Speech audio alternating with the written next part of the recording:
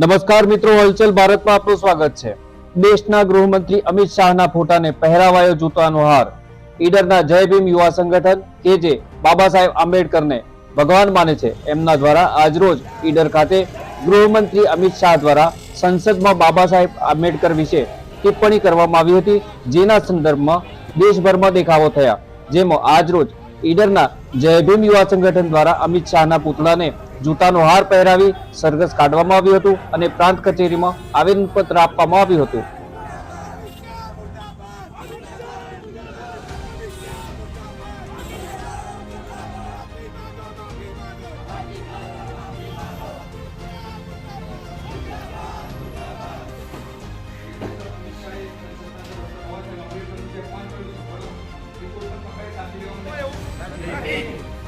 અમિત શાહ એનું સ્વર્ગ એના પાસે રાખે અને એનું સ્વર્ગ જોઈતું હોય તો બરાબર સ્વર્ગ લઈ શકે છે, ગમે તે રીતે લોકો બનાવી આપણ શકે છે, કંઈ સ્વર્ગ માટે એવું કરી શકે છે, બરાબર। એ થાય આપણા માટે ડૉક્ટર બાબા સાહેબ આંબેડકરે જે સ્વરૂપમાં સ્વતંત્રતાથી જીવન જીવવાનો અધિકાર આપે છે, એ પ્રમાણે જો અમિત શાહ માફી નહીં માગા તો આવનારા સમયમાં રસ્તા પર ઉતરવું પડે તો પણ ઉતરીશું, વાહન વ્યવહાર બંધ કરવો પડે તો પણ કરીશું।